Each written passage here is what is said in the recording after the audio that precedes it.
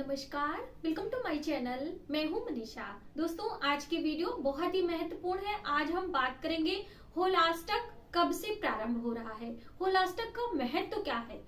दोस्तों, होली का पर्व अपने आप में बहुत ही महत्वपूर्ण माना जाता है। वैसे हम हिंदू मान्यता के अनुसार देखें, भारतीय परंपराओं के अनुसार देखें तो जो हमारे 3 पर्व होते हैं अपने आप में बहुत ही विशेष, लाभदायी और महत्वपूर्ण माने जाते हैं।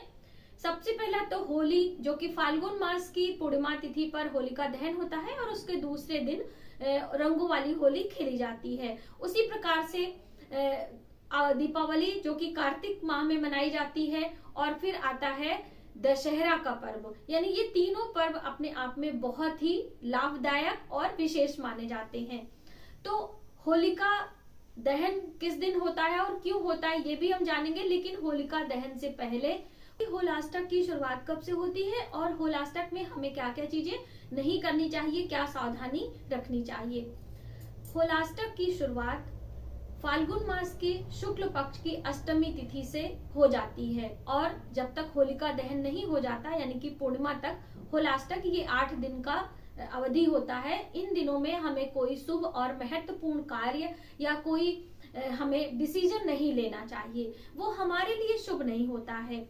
जैसे कि इन दिनों में कुछ ऐसे कार्य हुए थे जिसके कारण वातावरण में बहुत ज्यादा अग्नि तत्वों की जो है अधिकता हो जाती है। जैसे कि देवताओं के सेनापति कार्तिकेय भगवान को माना जाता है और भगवान शिव के माँ पार्वती के पुत्र भी हैं। तो जब माँ पार्वती और भगवान शिव का विवाह होगा तभी कार्तिकेय का जन्म होता। तो इस वजह से भगवान शिव और पार्वती का विवाह कराने के लिए साधना को तोड़ना बहुत आवश्यक था। तो इसी वजह से कामदेव हैं, उन्होंने बाण भगवान शिव पर चलाया था और जिसके कारण भगवान शिव साधना से जो है उनके नेत्र खुले और जो कि तीसरी नेत्र खुल गई थी, जिसके कारण कामदेव भस्म हो गए थे। ये कथाओं में ऐसा वर्णन हमें मिलता है, तो इसलिए ये दिन शुभ नहीं माना जाता है।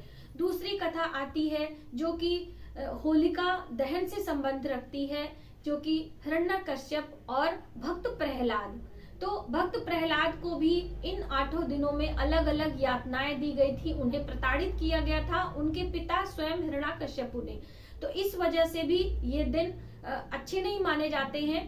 पूजा पाठ के लिए बहुत ही अच्छे हैं, उपासना के लिए, ध्यान साधना के लिए बहुत ही अच्छा होता है, लेकिन कोई शुभ महत्वपूर्ण निर्णय आप ना ले, जैसे कि कोई गृह निर्माण है, भूमि पूजन है, जनेऊ है, मुंडन संस्कार है, विवाह आदि, ये कार्य शुभ नहीं किए जाते हैं। ठीक है, तो इसीलिए इन दिनों को जो है हमारे शास्त्रों में मनाही होती है कि इन दिनों में हम पूजा पाठ, तीर्थ यात्रा आदि करें, लेकिन शुभ कार्य हम ना करें। तो ये आपने जाना। दूसरा महत्वपूर्ण कार्य होता है होलिका दहन। जैसे कि बुराई पर अच्छाई की जीत होती है, जो कि हर वर्ष होलिका दहन किया जाता है, जो कि घर के चौराहे पर कुछ विशेष शुभ मुहूर्त में पुरोहितों के संरक्षण में एक वहां पर होलिकाष्टक जिस दिन प्रारंभ होता है, इस बार वर्ष 2022 में 10 मार्च को होलाष्टक प्रारंभ हो रहा है और इसी दिन एक लकड़ी का जो है फट्टा कुछ भी वहां पर रख दिया जाता है और उसके बाद होलिका दहन का जब शुभ मुहूर्त होता है, उस मुहूर्त में कुछ अलग अलग संविधाओं के साथ में, मंत्रोच्चारण के साथ में जो है उसका वहां पर होलिका दहन किया जाता है और जिससे हमारे वातावरण में जो कीटाणु विषाणु हैं उनका विनाश भी होता है और वातावरण की शुद्धि भी होती है। जब हम अलग अलग तरह की संविधाएं इस्तेमाल करते हैं, सामग्रियां इस्तेमाल करते हैं, उससे जीवाणु विषाणु का विनाश होता है, तो हमारे स्वास्थ्य के लिए भी अच्छा होता है, क्योंकि इन दिनों में वातावरण में बदलाव आते हैं, जैसे कि सर्दियों की समाप्ति होती है और गर्मियों की शुरुआत होती है। तो इसीलिए ये जो अग्नि अलग अलग जलाई जाती है भारी मात्रा में, इससे वातावरण की शुद्धि हो जाती है। एक तो ये भी कारण है और होलिका दहन भी होता है, क्योंकि आपने कथाओं में सुना होगा कि जो हिरण्यकश्यप की बहन थी होलिका, उन्हें अग्नि से वरदान प्राप्त था कि उन्हें कभी भी अग्नि से हानि नहीं होगी, यानी कि उन्हें वो जल नहीं सकती हैं। इसलिए उन्होंने भगवान जो भक्त प्रहलाद हैं उन्हें भस्म करने का एक षड्यंत्र रचा अपने भाई के साथ मिलकर, और इसी दिन पूर्णिमा, फाल्गुन मास की पूर्णिमा तिथि का दिन चुना था, और उस दिन भक्त प्रहलाद को अपनी गोद में रखकर और उन्होंने चारों ओर से अग्नि का घेरा बनाकर उसमें भस्म करने का प्रयत्न किया था। लेकिन भगवान जो विष्णु है वो अपने भक्त की रक्षा करते हैं। एक प्रकार से ये भी दिखाता है ये पर्व कि जब हम अपने भगवान पर, अपने ईश्वर पर बिल्कुल समर्पण की भावना से समर्पित हो जाते हैं, ध्यान साधना करते हैं, उन पे विश्वास करते हैं, तो भक्तों की रक्षा सदैव ईश्वर करते ही हैं। तो इसलिए ये भी अपने आप में बहुत महत्व रखता है। तो इस तरह से ये होलिका का पर्व मनाया जाता है हर बार।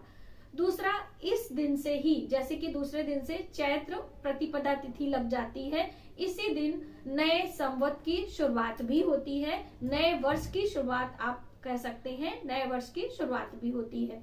तो इस तरह से ये पर्व अपने आप में बहुत ही महत्वपूर्ण है। अब हम जानते हैं कि ये होलिका दहन कब मनाया जाएगा, रंगों वाली होली कब मनाई जाएगी। तो इन दिनों में आपने देखा होगा ब्रज में और वहां पे सब जगह 8 दिन अलग अलग तरीके की होली भी होती है, जैसे कि रंगों वाली होली, फूलों की होली, लठमार होली, लड्डुओं की होली। अलग अलग तरीके से लोग इस त्योहार का आनंद लेते हैं।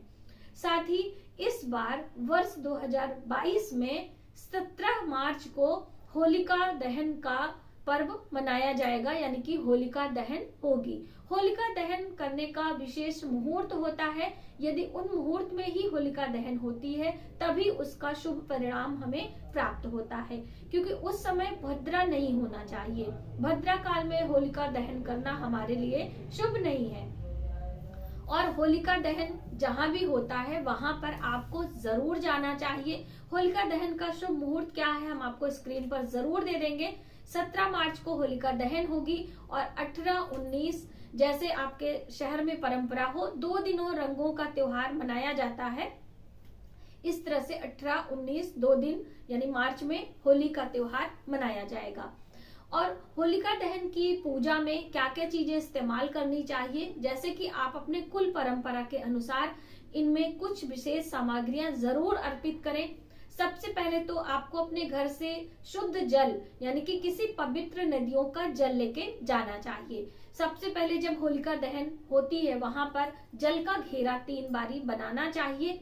उसके बाद आपको उसमें काले तिल का अक्षत डालना चाहिए, जिससे आपके घर में कोई अनिष्ट नहीं होता, आपके घर के लोगों की रक्षा होती है। एक सूखा नारियल उसमें आपको प्रवाह करना होता है, क्योंकि देखिए अग्नि में जल वाला नारियल नहीं प्रवाहित होता है। सूखा नारियल मार्केट में आता है, वो आप पहले से खरीद के रख लें। साथ ही इस दिन सभी अपने घर में काली सरसों का उपटन बनाया जाता है और सभी सदस्यों के शरीर पर उपटन लगाकर उसकी जो मैल निकलती है उसे भी उसी अग्नि में डालते हैं। ऐसी मान्यता है, ऐसा करने से हमारे ऊपर कोई भी असाध्य बीमारी या फिर स्किन संबंधी कोई रोग नहीं होता है। तो ये भी आप कर सकते हैं। दूसरी महत्वपूर्ण बात है कि यदि आपको सुख समृद्धि चाहिए, पूरे वर्ष आपके परिवार में खुशियां रहें, इसके लिए आपको एक पान के पत्ते पर कपूर, थोड़ा सा हरी इलायची, लौंग, ये सभी चीजें रखकर उस नारियल के साथ में अग्नि में प्रवाहित करना चाहिए। पान के पत्ते को आप साइड में रख देंगे, बाकी चीजों अग्नि में आप डाल सकते हैं। ऐसा करने से आपके घर में सुख समृद्धि आती है। सभी के घर में अपने कुल परंपरा के अनुसार होलिका दहन की पूजा करने की परंपरा होती है, जिसमें हम इन होलिकाष्टक के दिनों में जो होली की तैयारी किए रहते हैं, जिसमें कि आलू के अलग अलग व्यंजन बनाए जाते हैं, जिसमें आलू के पपड़ हैं, चिप्स हैं, जो मिठाइयां हम बनाते हैं, गुजिया है और मठरी, खुरमी, जो भी आपके घर बनता है वो सभी चीजें होलिका के लिए पहले से निकाल दी जाती है। तो वो भी चीजें हम उस अग्नि में डालते हैं। तो इस तरह से अलग अलग जो है प्रांतों में अलग अलग तरीके से होलिका के पूजन करने की परंपरा है। लेकिन जो ये विशेष चीजें हैं आप कहीं भी रह रहे हैं, आप इन चीजों को होलिका दहन के शुभ मुहूर्त में, जब होलिका प्रज्वलित होती है, तब आप उसमें डाल के उसकी परिक्रमा कर सकते हैं। अगर आपके पास कुछ भी नहीं है तो आप सिर्फ होलिका की जो जहाँ पे दहन हुआ है वहां के चारों ओर परिक्रमा करके प्रणाम कर लें और अपने घर की सुख शांति के लिए प्रार्थना करें। और जो वहां की राख होती है, जब अग्नि प्रज्वलित हो जाती है थोड़ा सा, तो उसमें से राख निकलती है, वह राख आप अपने घर ले आएं और उसका तिलक पूरी फैमिली करती है। उस होलिका की अग्नि में कुछ चीजें सेक कर खाने का भी विधान है, जैसे कि अभी नई फसल आती है जिसमें से गेहूं की बालियां, उसमें सेक कर घर लाके पूरा परिवार प्रसाद के रूप में ग्रहण करता है। या फिर चने की बालियां होती हैं, उसे भी उसमें सेका जाता है। यदि आपके पास ये सब नहीं है, नए फसल का अनाज वैसे मार्केट में मिलता रहता है, लेकिन आप घर से अपने पप्पड़ भी ले जाके उसमें ऐसे कुछ हल्का फुल्का अग्नि उसमें ताप लग जाए, उसको भी प्रसाद के रूप में ग्रहण करते हैं।